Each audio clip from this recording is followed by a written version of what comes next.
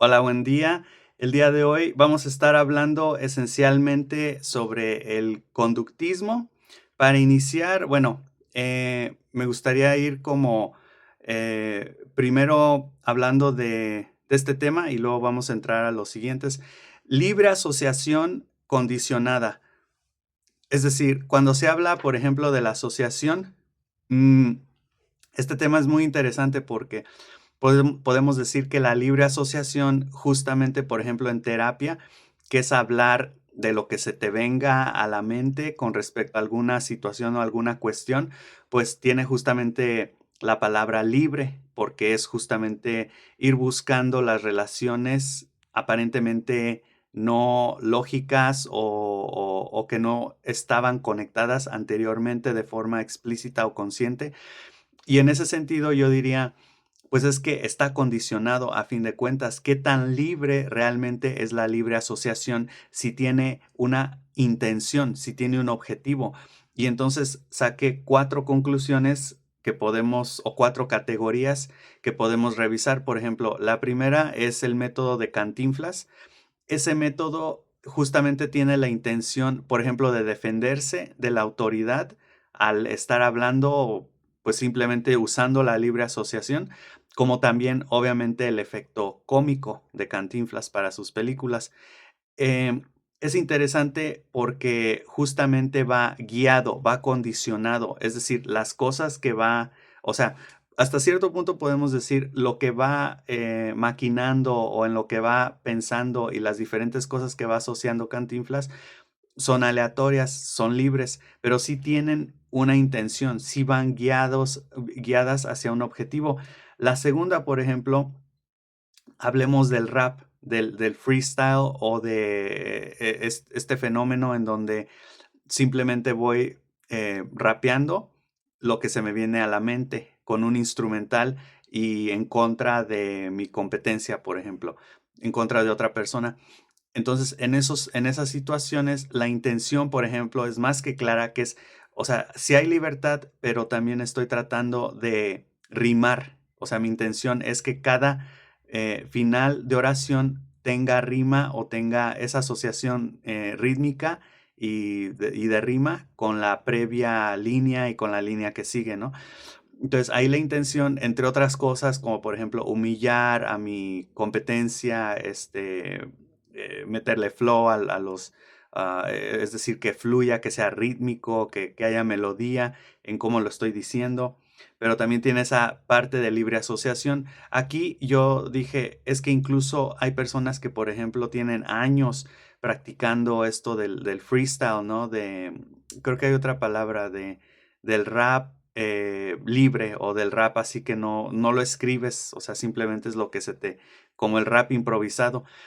Mm, y entonces, a esos niveles, si una persona lo practica tanto, ¿realmente es libre o ya incluso tiene como sus formas de rimar, tiene sus procesos mentales de cómo justamente ejecutar una rima bien, cómo ejecutar en la competencia, por ejemplo, contra la competencia, cómo hacerle para ganarle a esa persona? Entonces ahí realmente ya no sería libre, por así decirlo. La libre asociación terapéutica también del psicoanálisis de Freud justamente es o tiene la intención, el objetivo de destapar, de hacer lo inconsciente consciente, ¿no? Entonces, de nuevo, realmente no es libre. La libre asociación no es libre porque tiene una intención. O sea, si yo, por ejemplo, en terapia hablo de algo irrelevante para la terapia, o sea, que incluso en el psicoanálisis podemos decir, pero ¿por qué hablaste de eso?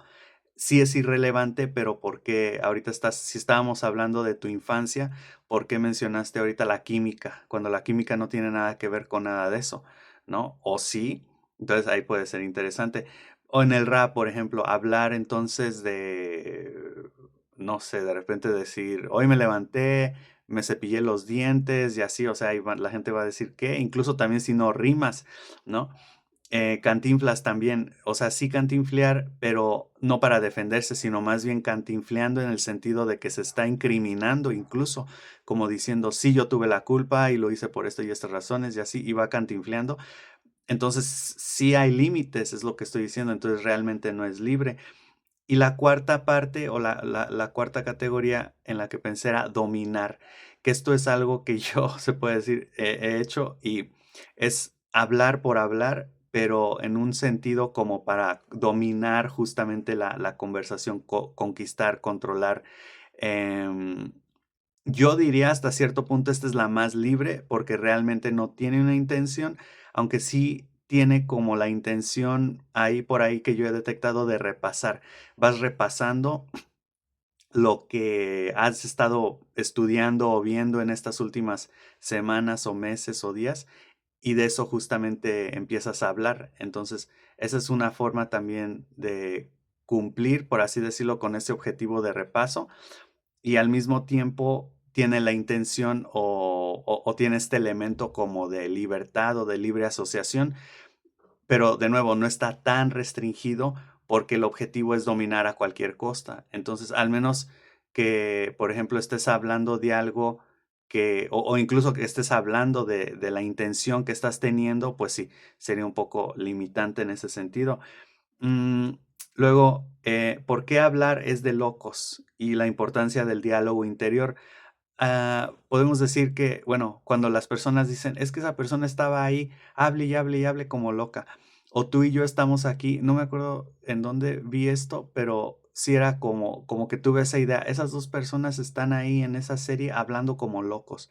Y luego dije, ¿por qué usamos esa expresión? ¿Por qué vemos a alguien que está hablando como loco? O una persona, y loco en este sentido podemos decir como una persona que ante la sociedad parece incoherente en primera instancia. Una persona que no es funcional o que no está adaptada a la sociedad. Vamos a decir, inadaptado. Esa persona está ahí hablando como un inadaptado, ¿no? Para dejar de usar la palabra loco. Esa persona es inadaptada. ¿Por qué? Porque está hable y hable, ¿no? Y tú puedes decir, ok, tal vez es inadaptada, pero entonces, ¿cómo, por qué nos debemos delimitar en uno de los desarrollos más grandes evolutivamente hablando que ha tenido el ser humano, que es justamente el desarrollo del lenguaje? Y hasta cierto punto también podemos preguntarnos, el lenguaje influye muchísimo en la cognición, en el pensamiento. Básicamente, cuando piensas, hablas. Sin el lenguaje, hasta cierto punto, no podemos pensar, o sí podemos pensar, pero está muy limitado el pensamiento sin el lenguaje. De hecho, ya está comprobado que mientras más vocabulario tenemos, más lenguaje, más comunicación, justamente mejor pensamos, más variedad tenemos, más opciones cuando tenemos problemas de resolver, de resolución de problemas, más alternativas vemos. Entonces, ¿por qué es mal visto hablar a solas o hablar demasiado o hablar con otras personas? O sea, yo diría, al contrario, eso debería de ser bien visto, porque podemos decir, y aquí pensé, es que es tal vez como algo como la envidia. Por ejemplo, una persona que, porque el lenguaje es un mecanismo muy sofisticado que tiene el ser humano, y podemos hablar entonces como de una persona que se compra el teléfono más sofisticado del momento o tiene el carro más sofisticado del momento, ¿no? Y los demás lo ven, ven a esa persona y como que dicen, ay, ese loco, ese inadaptado, ¿no? Y de nuevo ahí sería como celos, como envidia, porque esas personas no tienen eso, no han desarrollado eso, no han trabajado para eso, ¿no? Porque sí, creo que en un momento hablé de eso, de los personajes más odiados en las series son los que normalmente hablan mucho y los que casi no hablan son los más amados. Porque también siento que es una forma, justamente como es un avance en el desarrollo del ser humano, va a la vanguardia y va al límite, y el límite siempre será criticado, ¿no? Porque no es la norma, porque no está adaptado, que tiene sentido. Pero bueno, para mí ahí lo que no tiene mucho sentido es que no esté, bueno, acabo de decir que sí tiene sentido, pero no debería ser así. Entiendo eso, pero entonces Sí, o sea, porque para que eso funcionara, entonces todos tuviéramos que estar a la vanguardia siempre o hablar mucho, y pensar mucho, lo cual la mayoría no lo hace. Entonces, eh, el diálogo interno es un fenómeno muy interesante porque podemos decir que hay personas que incluso dicen algo así como de yo nunca lo hago, yo nunca platico conmigo mismo, ¿no? Me recuerda como a los diálogos de Platón, que eran como conversaciones consigo mismo. Y, y es que mucho del diálogo, de la plática, del diálogo interno, del estar hablando, pues en última instancia es pensar, pero tiene que ver con justamente ir resolviendo problemas o ir trabajando sobre cuestiones, ¿no? Y es un proceso, perdón, muchas veces podemos decir, pues es que todo este pensar no me sirvió y en la mayoría de los casos tal vez no sirva, pero sí ya tenemos, bueno, tenemos herramientas o tenemos más formas de ver las cosas, sí, pero entiendo también una parte que puede ser esa de decir, es que esto realmente no sirve para nada y en eso entonces yo te diría, por ejemplo, en mi caso y me pasa a mí, pues se hace por diversión. Es como cuando a una persona le gusta jugar cartas o ver tele o jugar videojuegos o fumar o tomar o salir con sus amigos o así, pues a mí me gusta pensar y hablar y entonces eso te estimula a fin de cuentas, te gusta y realmente sí, podemos decir entonces, no es necesario que se haga, pero suele pasar que muchas veces los descubrimientos, los aportes vienen justamente de personas así, otras veces no. Podemos decir, pues hay de todo también ahí. Entonces, supongo que sí es un poco más un acto.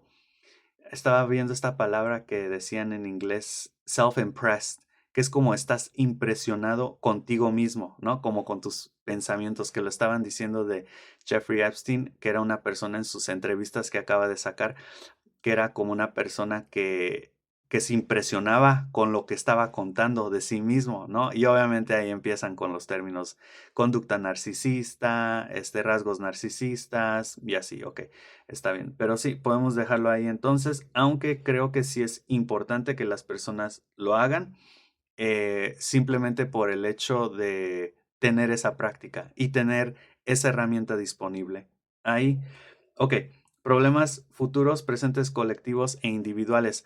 Aquí como que desarrollé este esquema de diferentes formas de ver los problemas en la actualidad. Originalmente había hecho la distinción entre problemas en la resolución o solución de problemas, entre problemas presentes y problemas futuros. Los problemas presentes son problemas inmediatos que requieren de atención urgente actualmente. Entonces, por ejemplo, pongo un ejemplo de pagar renta, ¿no? Si no he pagado mi renta y ya me van a sacar de la casa, por ejemplo, entonces es un problema en el presente, ¿no?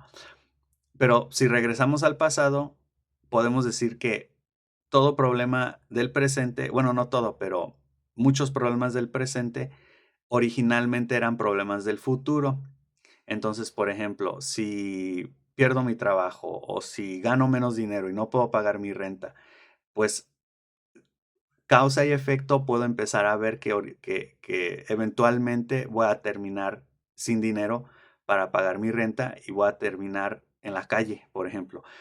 Entonces, es importante que empiece a trabajar sobre ese problema, pero ahí está el enfoque justamente. O es un problema a futuro o un problema en el presente. Me di cuenta que cuando yo trabajo mucho con la resolución de problemas, en mi caso personal, estoy trabajando, sí, con problemas presentes, pero también mucho con problemas futuros, que podemos hablar ahí, se necesita un cierto grado de conciencia y de ansiedad, porque si es una actitud anticipadora el decir o el estar pensando en qué podrá pasar mañana y así. Y obviamente está esta otra parte peligrosa, en mi opinión, de gente que dice, pues hoy puedo morir, ¿para qué me preocupo sobre el mañana y así?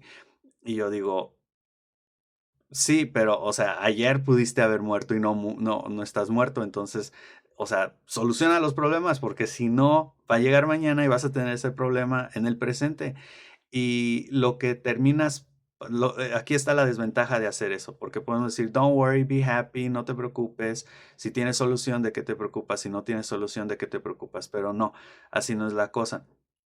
Porque cuando tú tienes un problema en el futuro, tienes más tiempo para pensar con la cabeza fría, para usar la lógica y el razonamiento y para ver y buscar alternativas reales. Cuando tienes el problema en el presente, estás bajo presión, tienes menos tiempo, estás, eres emocional, o sea, estás ahí activado afectivamente, no vas a ver las cosas bien, no vas a tomar decisiones con la cabeza fría. Entonces, es la desventaja.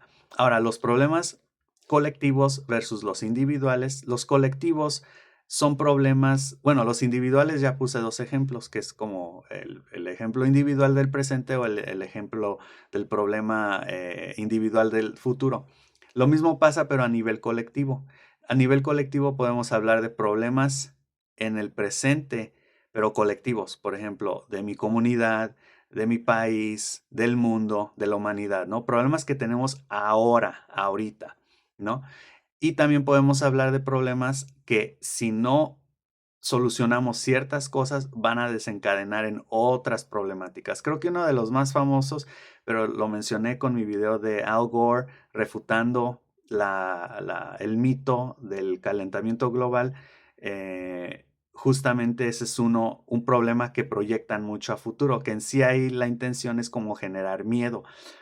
Pero podemos hablar de otros problemas que se pueden generar, por ejemplo, crisis económicas o si no cambian ciertas cosas, malestar o sensación de injusticia o es un poco más difícil pensar en problemas colectivos a futuro, pero sí podemos ver muchos actualmente en el presente.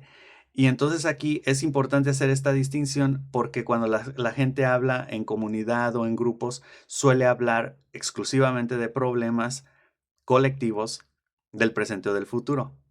Y muchas veces yo digo, o sea, no es para sonar egoísta, pero sí más práctico. O sea, porque muchos de los problemas del presente sí te afectan, pero son problemas, por ejemplo, en el caso de la colectividad, pues, ¿qué vas a hacer? O sea, contra toda la cultura, contra toda la gente, contra todo el país o todo el mundo, pues difícilmente puedes hacer algo, ¿no? Entonces yo digo, es mejor enfocarte en tus problemas. O sea, como que el orden para mí debe de ser primero tus problemas del presente, individuales, luego tus problemas individuales del futuro y entonces sí los problemas del presente colectivos y si se puede los problemas del futuro colectivos. Pero la gente suele incluso ignorar sus problemas del presente y del futuro e irse sobre los problemas colectivos del presente, ¿no? O medio atiende sus problemas del presente individuales y del futuro individuales, pero está como más preocupado por los problemas colectivos del presente, ¿no? Y yo digo, o sea, soluciona mejor tus problemas primero y anticípate a los que vas a tener en el futuro y ya luego puedes ahora sí irte sobre el colectivo, ¿no? Ok, bueno, un poco ahí de esta cuestión temporal, vamos a regresar a eso. Ok, conductismo. Conductismo, en este sentido, primero vamos a hablar de la memoria. Bueno, dos cuestiones que los conductistas sabemos que eran personas que refutaban o no aceptaban los procesos mentales internos del ser humano. Es decir, había de todo, ¿no? Había muy radicales, había otros menos, como creo que este era Thorndike, creo que sí aceptaba ahí más o menos que había, no, era Hall, que aceptaba que pues teníamos necesidades biológicas internas, la teoría de la pulsión o del impulso, y justamente pues eso es trabajando un poco con lo interno, bueno, más fisiológico, pero sí. La memoria y el lenguaje, o lo que los conductistas llaman la conducta verbal, en mi opinión, em, le dan batalla al conductismo, a la teoría conductista que dice que todo es simplemente condicionamiento observable y listo. Incluso la memoria también. Abordan, por ejemplo, la conducta verbal como también una cuestión. Skinner lo aborda como una cuestión más, ¿cómo se puede decir? mm, sí, más conductista, justamente, que también está condicionada y que no tiene realmente como una actividad interna mental. Em, Requiere que se extiendan las nociones del conductismo, justamente la conducta verbal, pero bueno, vamos a hablar ahorita de la memoria. Yo tenía una idea y aquí luego me confundo mucho con los conceptos como el reforzamiento. Entiendo la estímulo y respuesta, que es como causa y efecto, pero el reforzamiento, que es de Skinner, es un poco más complejo. Siento que Skinner tiene muchas cosas muy buenas y al mismo tiempo también es difícil de entender. Eh, no, perdón, no es difícil de entender, es difícil de aprender lo que él estaba enseñando o lo que él estaba estudiando. Bueno, vamos primero con los recuerdos. El recuerdo aquí, o sea, pongo un ejemplo, tocas algo caliente y te quemas, ¿no? Entonces, podemos decir, el estímulo, pues, tocar y la respuesta te quemas y te duele. Entonces, ese recuerdo para mí, y aquí también entra un poco la teoría o la noción del tiempo, la cuestión temporal, ese recuerdo, yo decía, ahora es el reforzante que justamente va a evitar que vuelvas a tocar eso caliente, ¿no? Pero no, el reforzamiento entonces es una cuestión de si aumenta o no la probabilidad de que hagas algo, simplemente. No, el reforzamiento lo podemos ver como algo. Incluso podemos decir que el hecho de que te quemaste es un reforzamiento para no hacerlo, ¿no? Mm, Mientras que ese recuerdo, o sea, yo recuerdo que me quemé, por lo tanto ya no voy a tocar esa superficie, es justamente un estímulo discriminativo, ¿no? Que justamente ese recuerdo me hace que ya no lo haga, ¿no? Porque me acuerdo de eso. Y así, o sea, se vuelve como muy complejo luego porque es una secuencia de cadenas y muchos, así como las causas pueden ser efectos y los efectos causas, los estímulos pueden ser respuestas y viceversa. Aunque si estamos hablando, por ejemplo, de Pavlov, él hablaba más de reflejos y de estímulos y respuestas incondicionadas, como la salivación o el oler la comida, ¿no? Bueno, en este caso también, aquí hablé un poquito sobre el olvido, eh, porque pues podemos recordar cosas, pero también qué pasa cuando las olvidamos. Y con la ayuda de ChatGPT me dijo que era como básicamente el concepto de extinción, ¿no? El concepto de extinción es muy interesante porque, por ejemplo, Pavlov con el experimento de los perritos, justamente la campanita era un estímulo neutro que se vuelve condicionado, pero justamente tiene que aparecer la campanita, luego la salivación y la comida, porque si solamente es la campanita, la campanita, la salivación, perdón, eventualmente deja de salivar el perrito. Y entonces tú puedes estar tocando la campana, pero ya no va a haber salivación. Es decir, el estímulo condicionado pierde su fuerza eventualmente y ya no te da la respuesta condicionada. Entonces, en ese sentido, sí es importante considerar eso, porque entonces realmente no se está condicionando de forma permanente o estable, simplemente es temporal, momentánea, y es como esto de te pago por trabajar, pero en cuanto ya no te pago, tú ya no trabajas, o sea, no es como si condicionas a una persona, está ahí por algo, está ahí porque le estás pagando, y si tú dejas de pagarle, ya no va a regresar, ya no va a trabajar, ¿no?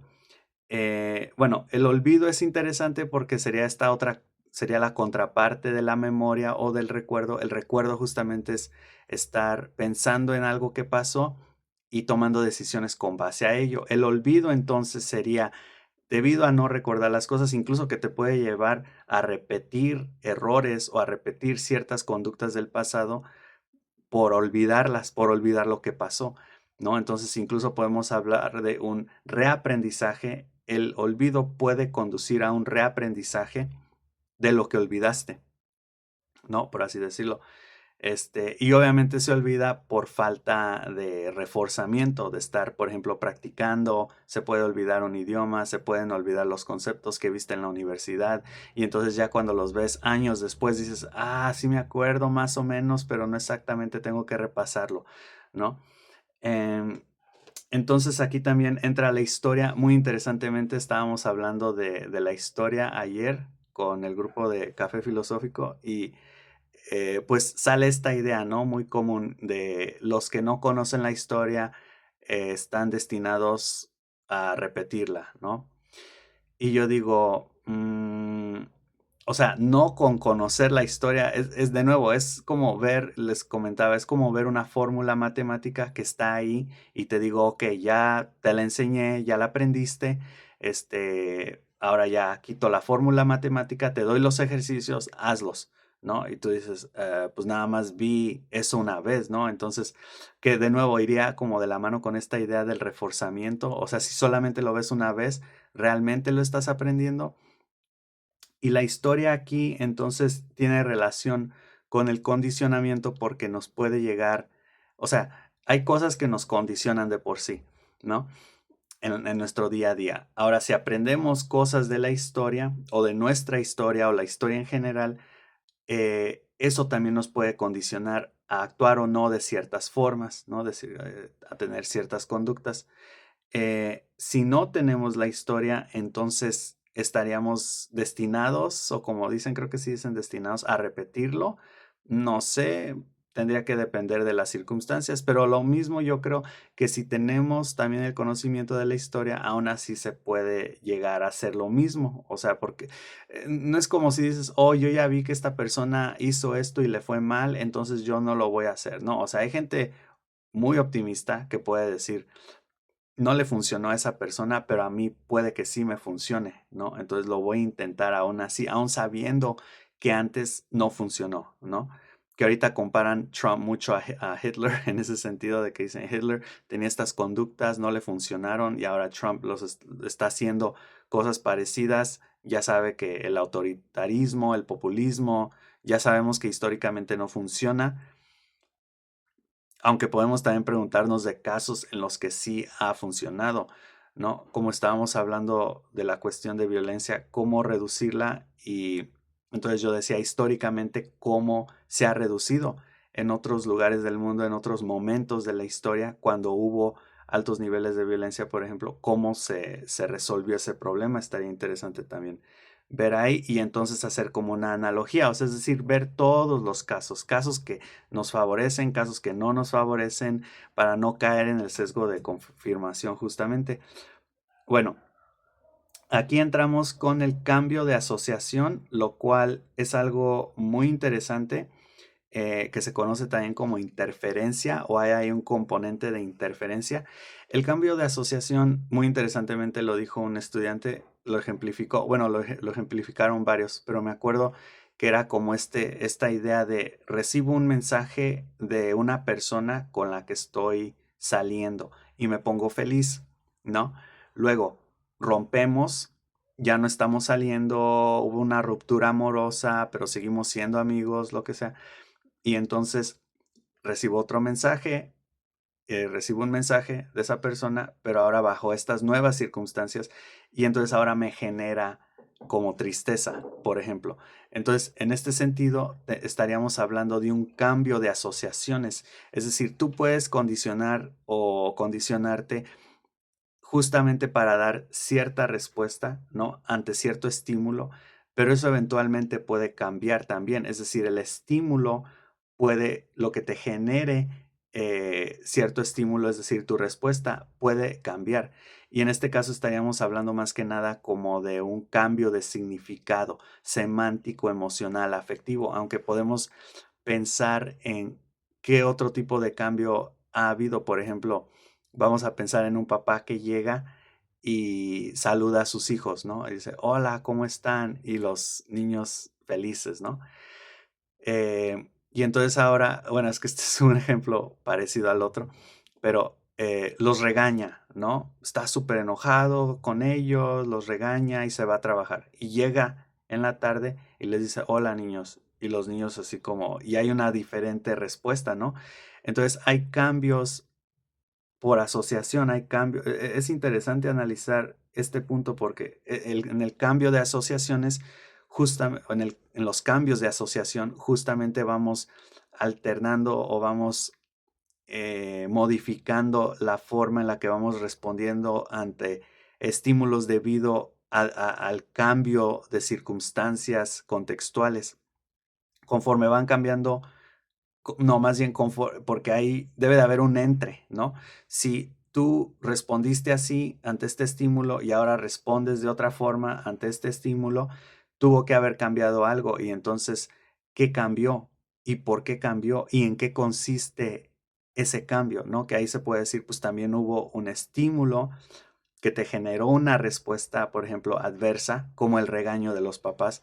Podemos decir también, por ejemplo, mi jefe me habla sobre el hecho de que me va a dar horas, ¿no? Me dice, te voy a dar horas. Y yo, gracias, ¿no? Y me da horas y refuerza mi creencia en que cuando me dice que me va a dar horas, me da horas. Luego, en un momento, me dice que me va a dar horas y no me da horas, me miente, ¿no? Entonces me siento mal. Después de eso me dice, te voy a dar horas. Y yo ya no le creo. Mi respuesta ya no es, sí, por supuesto, te creo como la primera vez. Después de esa segunda vez, ahora la tercera vez que me lo hace, dudo y me aseguro de que me vaya a dar horas efectivamente. Entonces hay cambio de asociación. Ya el mismo estímulo no genera la misma respuesta y entonces podemos estar hablando de la evolución conductista hasta cierto punto en este sentido, lo cual se me hace como muy interesante. Bueno, la conducta verbal, ya hablamos un poco de esto y el lenguaje como tal, el lenguaje es muy interesante porque, bueno, por lo que mencioné anteriormente de la evolución y cómo es justamente una herramienta evolutiva y una herramienta cognitiva. ¿Qué más podemos decir acerca de la conducta verbal que no se ha dicho hasta el momento? Bueno, simplemente se distingue Skinner con Chomsky en cuestión de que Skinner comentaba que el origen del lenguaje es el condicionamiento y la cultura y la sociedad, mientras Chomsky decía que era como algo innato, nacemos ya con un aparato de adquisición del lenguaje o de gramática universal, lo cual a mí, ahí tengo que distinguir entre la idea y Chomsky. Chomsky se me hace una persona muy ególatra, pero la idea, podemos decir, para la cuestión genética, pues sí, es un argumento favorable. Ahora, ¿estoy yo o no de acuerdo con eso? Mm, no sé. En primera instancia diría no, pero de nuevo, tal vez es mi sesgo por Chomsky como persona, pero eso sería independiente. La idea en sí.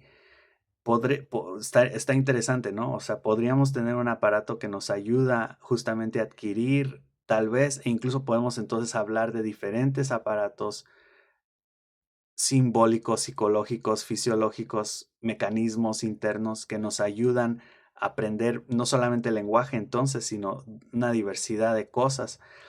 Puede ser, estaría interesante cómo son esos mecanismos, cómo funcionan, etcétera.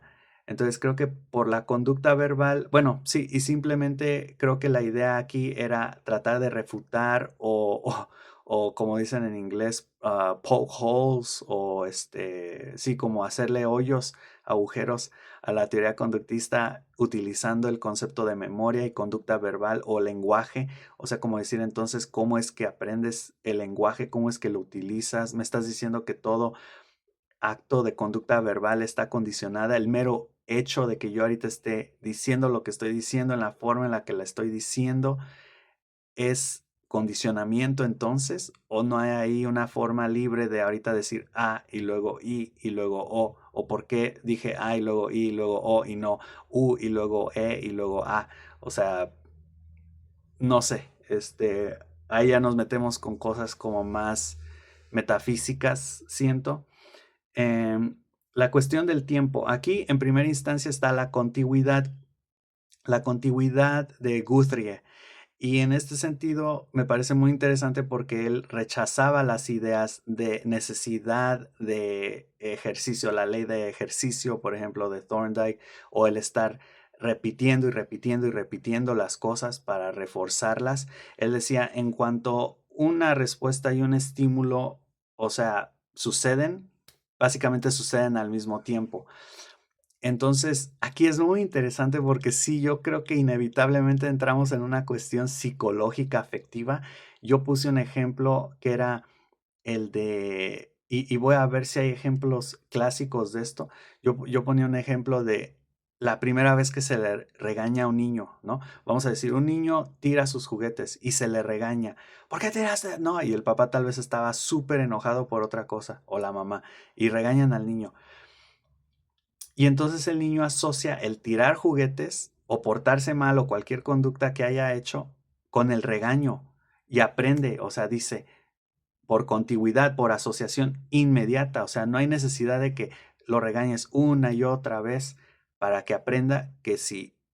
Y creo que ahí luego está esa conducta, esos fenómenos de los niños de querer esconder lo malo que hacen porque saben que los van a regañar, castigar, les van a gritar. Entonces, tiro el juguete o tiro mi leche o me porto mal y lo escondo porque yo ya, o sea, con una vez tuve, porque fue una situación tan desagradable afectivamente, o sea, lloró el niño, se sintió mal, que ya, o sea, queda así, asociadísimo. Creo que un ejemplo de esto estaban mencionando cuando entré en las diferencias, era, por ejemplo, los ataques del 11 de septiembre, como las personas ahí por contigüidad, o sea, es así de asociación inmediata, ¿no? Obviamente esto tiene problemas porque también podemos decir, pues así, a ver, entonces me estás diciendo que si simplemente veo todo el léxico italiano, ya lo voy a aprender.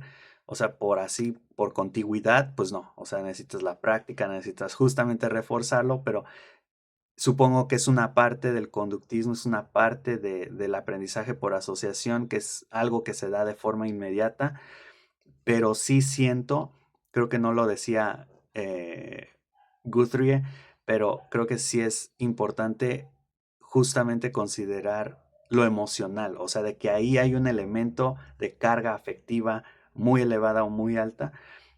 En cuestión del tiempo, también siento que el conductismo, bueno, ahorita lo estamos viendo, pero ya lo vamos a ir justamente terminando y ya en el siguiente parcial vamos a estar viendo las teorías cognitivas y la holística, gestalt y todo eso. Pero obviamente una de sus desventajas es que no considera los procesos internos, los procesos mentales, las emociones, este tipo de cuestiones.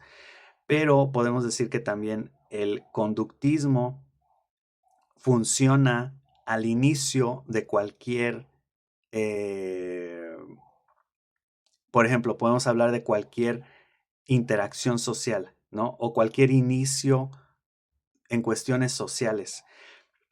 Pongo dos ejemplos. El primero, la vida inicial de un niño, que es justamente cuando dicen que se tiene que aplicar el condicionamiento, el conductismo. Lo vemos, por ejemplo, en la educación con la economía de fichas, que es básicamente como ponerte una estrellita o darte un premio por haberte portado bien y cuando no, no te lo doy o te pongo un castigo o esto, o sea, que se usa en el ejército también para adiestrar, instruir, perdón, a los soldados. En los animales también se usa, este, pero bueno, vamos con el ejemplo del niño, ¿no? El niño, pues se le va a enseñar cómo sí conducirse y cómo no, cómo sí actuar y cómo no, qué está bien y qué está mal. Y eso se hace a través del conductismo. Eso es por asociación. Cuando asocias el tirar algo con el regaño, eso está mal, ¿no? Hay un castigo. Cuando sacas buenas calificaciones, se te premia, se te compra un helado, se te compra un juguete. Entonces, el niño va asociando, o sea, qué sí dejar de hacer y qué sí seguir haciendo, ¿no? Y otro ejemplo es justamente, por ejemplo, cuando van, o para ilustrar, estoy tratando de emplear estos otros términos para no decir, por ejemplo, mucho, para ilustrar o en particular, y en vez de decir, es decir, en consecuencia o en concreto, entonces ando practicando eso. Pero bueno, en particular podemos hablar de un grupo de estudiantes que ingresa por primera vez, podemos decir en cualquier nivel educativo, en secundaria, en prepa, en universidad, ¿no? Vamos a ponerlo aquí en universidad. Entra el primer semestre de universidad. No saben qué onda, no saben nada y van viendo de formas explícitas e implícitas, ¿no? Implícita a través también del aprendizaje vicario, qué sí deben de hacer, qué no deben de hacer, ¿no? Al observar a los demás, justamente el maestro o la maestra regañó a este estudiante por hacer esto o por no hacer esto, entonces yo ya aprendí que sí lo tengo que hacer o no lo tengo que hacer. Se les dice también explícitamente, aquí vamos a trabajar de esta forma, ¿no? Un docente que me ha pasado también en este semestre con un nuevo grupo, o sea, es condicionamiento, es estar asociando, a ver, si el docente dice, por ejemplo, algo que yo hago de forma implícita, siempre llego temprano y mis clases inician a la hora, ¿no? Ni un minuto más, ni un minuto menos. Bueno, a veces unos minutos más, pero dos, tres y lo ya iniciamos, o sea, por mucho 3 minutos e iniciamos, ¿no? Incluso esta semana me decían, eran como las 7:30 de la mañana y me dijo un grupo, son como 20, 25 y había como 5 o 6 y yo ya inicié y decían, faltan. Y dijo otra alumna, sí, pero hay que iniciar ya, o sea, y yo dije, sí, exacto, o sea, yo no, o sea, si llegan tarde, o es este fenómeno luego que inicia una sesión, una clase, una conferencia, una discusión, un grupo, lo que sea, en línea o donde sea, y dicen, vamos a darles unos 5 minutitos para los que vienen tarde. No, o sea, los que ya están aquí saben a qué hora es, hay que iniciar a la hora, o sea, porque estás dando tiempo, entonces llego después, o sea, se me hace injusto, pero bueno, eso es también una forma de condicionar de forma implícita. Los que están ahí ven, en el primer día creo que todos los estudiantes llegan y entonces entre ellos mismos empiezan a decir, ese maestro ni llega, o ese maestro llega tarde, hay que llegar tarde y así, ¿no? Están condicionando. O ese maestro si llega a tiempo, ya hay que ir, ya hay que estar en clase, ¿no?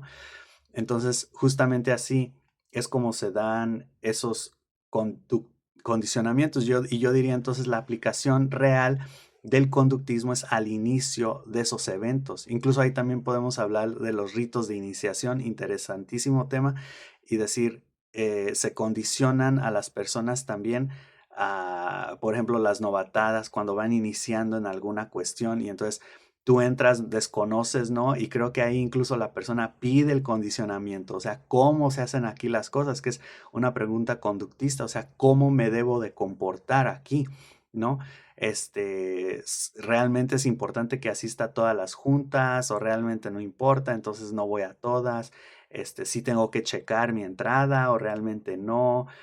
Cuando me piden este reporte, ¿es en serio o no? Y ahí es donde también hablé un poco de eso, de la flexibilidad de no tomarse las cosas tan en serio, porque hay extremos, ¿no? Y hay una tercera opción.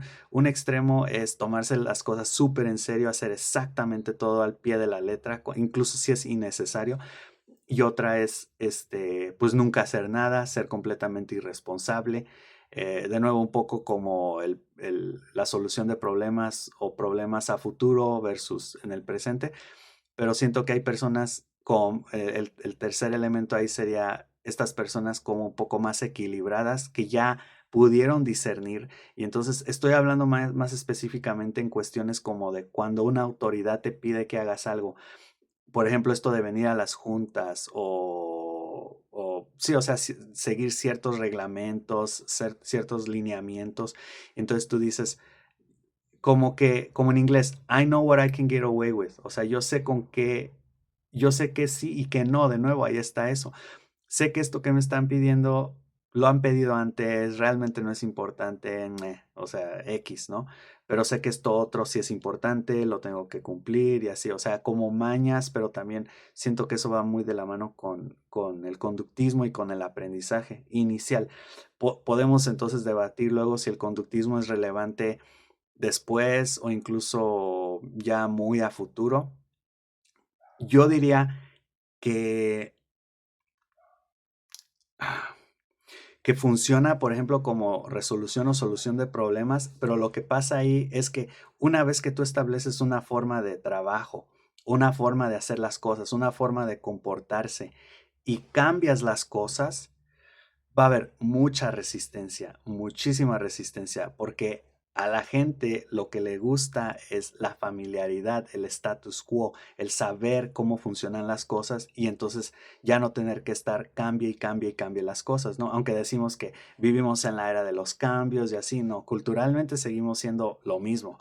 Y entonces ahí cuando tú entras a un lugar nuevo de trabajo, estás enfrentándote a una crisis inicial que el conductismo se encarga de eso y lo aceptas y dices, pues sí, estoy empezando aquí a trabajar, acepto todas las experiencias son nuevas, voy aprendiendo y ya, pero una vez que ya no vas a aprender más, o sea, tú dices, ya sé cómo funciona, no, y más las personas que decimos así, llevan ahí años trabajando en un lugar o comportándose de cierta forma y ahora llega otra persona o llega algo externo o llega una interferencia y dice, hay que cambiar la forma de hacer las cosas, vamos a innovar, vamos a mejorar, o sea, se va a ir gente, mucha gente se va a resistir y así, entonces, eh, pero entiendo la parte, o sea, entiendo su relevancia, entiendo que sí es importante cuando se necesita hacer cambios y entonces ahí hay que hacer un como recondicionamiento de todo, que aquí es donde entra justamente el siguiente tema que vamos a estar tocando de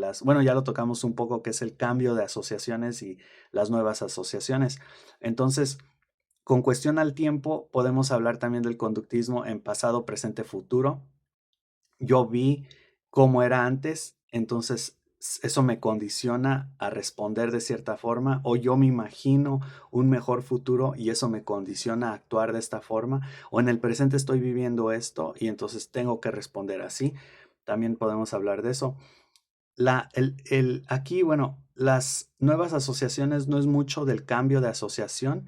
Aquí, bueno, antes de llegar ahí, nos mencionaba que el pasado estaba, porque le pregunté a ChatGPT de eso y me decía que el pasado es como la historia de lo que pasó, ¿no? Y el futuro, como ahorita lo mencioné, yo pienso, quiero ser médico, quiero ser bombero, y entonces me condiciona a llevar a cabo ciertas acciones en el presente y decía que esta es una conducta gobernada por reglas, no por la historia como en el pasado. Se me hizo interesante esa propuesta de gobernada por reglas. O sea, podemos decir que el futuro de alguna forma, pero entonces en ese sentido yo diría también el pasado te condiciona con reglas, con la forma en la que tienen que ser las cosas. Pero entonces podemos también hablar de que en el pasado, si viviste traumas o tienes situaciones complejas o difíciles, podemos hablar de romper epistemológicamente esas nociones para librarte de esos encadenamientos, por así decirlo, y entonces ser más libre y cambiar tu forma de ver las cosas y tu forma de actuar. Pero hacia el futuro, tal vez esas cadenas o esas reglas eh, son más pesadas o son más fuertes porque dices, pues es que la forma de lograr estas metas de ser un médico, de ser un contador, de ser un bombero, es así. O sea, entonces esas reglas, y aunque use la epistemología, no voy a poder cambiarlas, o sea, es así y el camino es hacia allá y no puedo brincármelo, no puedo hacer un túnel, no puedo teletransportarme, o sea, forzosamente tengo que seguir las reglas para poder obtener mi licencia, para poder obtener el ascenso, para obtener la meta que yo quiera. Entonces, bueno, ahí eso está interesante, el gobernado por reglas. Surgen nuevas asociaciones. Aquí estaba hablando un poco de las expectativas. Hubo también otro ejemplo que me dieron con respecto a una línea de tiempo conductista en donde hay un estímulo, luego, pero esto es a través de la repetición. Mucha repetición justamente de la asociación entre un estímulo neutro como la campanita, que se asocia con un estímulo y que entonces genera estas respuestas a través de la repetición y genera una expectativa al justamente tener el estímulo neutro que se condiciona. El ejemplo concreto era que dio un estudiante justamente era, tenemos, o cómo iba a decir, en particular, para ilustrar, había, eh, tenía vecinos y había perritos arriba, ¿no? Y entonces, cuando escuchaban el motor del carro de su dueño, corrían, o sea, empezaban a hacer mucho ruido y a ladrar porque se emocionaban de que ya llegó su dueño. Y entonces eso se llevaba a cabo con la repetición y obviamente después de un tiempo, con el simple hecho de escuchar el motor de cualquier carro, suponían, no sé, ese era el estímulo, suponían que ya, bueno, no pensaban, porque son perritos, pero, o sea, eso generaba esa respuesta como de emoción en ellos, esa expectativa. Entonces, aquí lo interesante es cómo surge esa expectativa, cómo se hacen las asociaciones, las nuevas asociaciones, justamente con estímulos aparentemente neutros, ¿no? Bueno, no sé si lo comenté en el video pasado, pero era una fecha, ¿no? Creo que era el 10 de febrero y les dije, por ejemplo, el 10 de febrero es el cumpleaños de alguien, es una fecha importante para alguien. No. Y ese es un ejemplo de un estímulo neutro. El 10 de febrero o la botella de agua, ¿no? Pues no tiene relevancia para la persona. Pero si algo pasa, si se asocia con algo, por ejemplo, dije, ¿qué pasa el día que conozcan a una persona que se vuelva su mejor amigo, su mejor amiga, y su cumpleaños es el 10 de febrero? Y me contestaba alguien, pues yo no me acuerdo de los cumpleaños, ¿no? Pero sí me comentó, ¿qué tal si es la fecha en la que me dicen cada 10 de febrero vas a poder comprarte lo que tú quieras? Entonces se vuelve relevante, se asocia justamente y va a dar una respuesta. Se asocia con el conductismo porque ahora te condiciona justamente a, por ejemplo, ahorrar todo el año o ser feliz ya cuando sea enero porque ya viene el 10 de febrero o así, ¿no? Entonces, justamente hay estímulos neutros, como en este caso el motor de un carro, que pues no tiene ninguna relevancia para los perritos, pero en cuanto se escuchan los motores, o sea, en cuanto se escucha el motor de un carro y llega el dueño, se empieza a asociar, ¿no? Justamente, y eso es lo interesante ahí porque genera justamente esta expectativa, ¿no? Que es la expectativa se genera gracias a la repetición. Eh, bueno, diferencias. Aquí hablé un poquito de Hall, de Thorndike.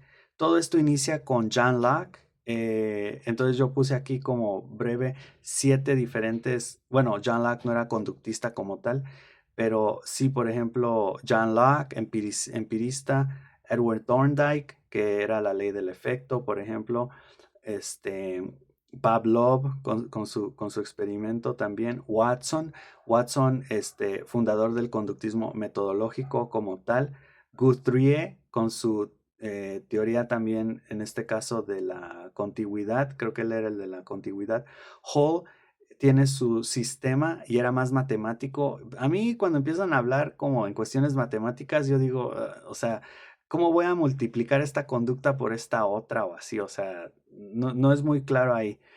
Y por supuesto Skinner. Entonces tenemos estos 7 diferencias claves.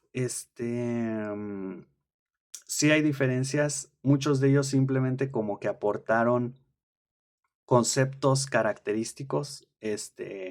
Creo que el que más, mm, creo que el que más aportó, pero menos permitió aportar fue Skinner. Digo, menos permitió aportar porque siento que su teoría también puede ser aplicada para la mente e incluso para las emociones, ¿no? Un condicionamiento mental, que es creo que lo que trata de hacer el ABC hoy en día, el análisis funcional, o también la terapia cognitivo-conductual, en donde trata de justamente como abordar las cuestiones conductuales con la mente. ¿No? Entonces yo he hablado, por ejemplo, de asimilación, acomodación de Piaget, emocionales también, o condicionamientos emocionales o cognitivos también. O sea, no de forma rudimentaria o rígida, obviamente con toda la disposición de la persona de querer hacer los ajustes, pero sí, es que yo no sé qué otra opción podemos ver si no es el cambio, si la mejora no va acompañada del cambio de mejoras conductuales, cognitivas, actitudinales, por competencia, emocionales, sociales, o sea, a fin de cuentas eso es lo que podemos hablar y me pueden dejar en los comentarios si hay otras formas de abordarlo. Yo creo que sí, pero así de forma general podemos hablar del cambio. Y entonces el cambio, tanto ahí hay todo un tema, porque cambio de la otra persona, de las otras personas, o cambio mío, o así, pero a fin de cuentas sí podemos hablar de una inadaptación, ¿no? Y lo que se trata de hacer justamente para el mejoramiento es adaptarse, ¿no? Y cómo se adapta, pues de muchas formas, ¿no? O sea, puedes cambiar tus formas de pensar, practicar y así, que es a fin de cuentas lo que se hace cuando uno aprende y ahí está asociado, por ejemplo, aprendizaje, resolución de problemas, conductismo y así, aunque luego vamos a estar viendo otras cuestiones un poco más mentales de procesos, porque todo esto es meramente conductual. Ok, y para terminar entonces tenemos las nociones de situación de respuesta libre o de operante libre y latencia. Aquí se me hizo muy interesante esta de situación de respuesta libre o de operante libre porque el libro de teorías del aprendizaje mencionaba que era como básicamente cuando las ratitas podían jalar la palanca para recibir comida, lo cual también ahí habla de la variable del reforzamiento intermitente, en donde jalaban la palanca y a veces salía comida, pero a veces no. Y entonces eso generaba como, que es como la expectativa, la dopamina, ¿no? El placer que generas por decir, oh, puede que tenga comida. Y es lo que hacen en los casinos y las adicciones, muchas de ellas y así, como los videojuegos. Pero en este sentido, entonces, el fenómeno ahí interesante es no cuando la ratita jalaba la palanca para obtener comida, sino cuando se puede decir sabía, no sé si los animales saben, pero está la percepción, perciben ahí la palanca y se puede decir que hasta cierto punto, no sé si decir reconocen o porque no sé si recuerdan que si le jalan, pero está el potencial de que si le jalan, pues van a tener comida, pero esto de la respuesta libre o de operante libre es cuando están ahí nada más. O sea, que se puede decir, pues puede ser tal vez porque no tienen hambre, pero el hecho de que estaba escuchando a Peterson que dijo, creo que era Carl Jung, que mencionaba que todo el mundo es como un campo de potencial, ¿no?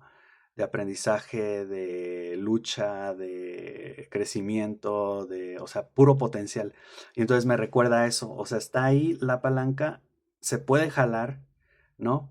Es como en el humano, podemos decir, sabes que ahí contratan para un trabajo, ahí está el potencial de que puedes trabajar y ganar dinero.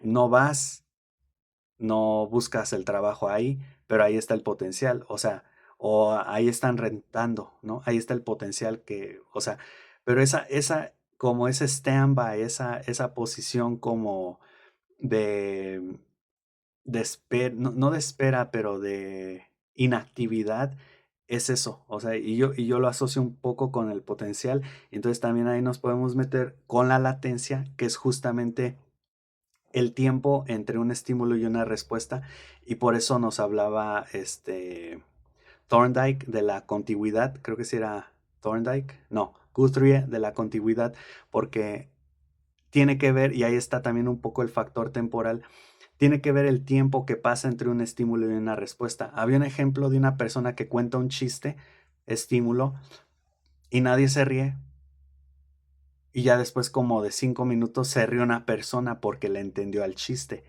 ¿No? Entonces ahí hay una latencia de 5 minutos, por ejemplo.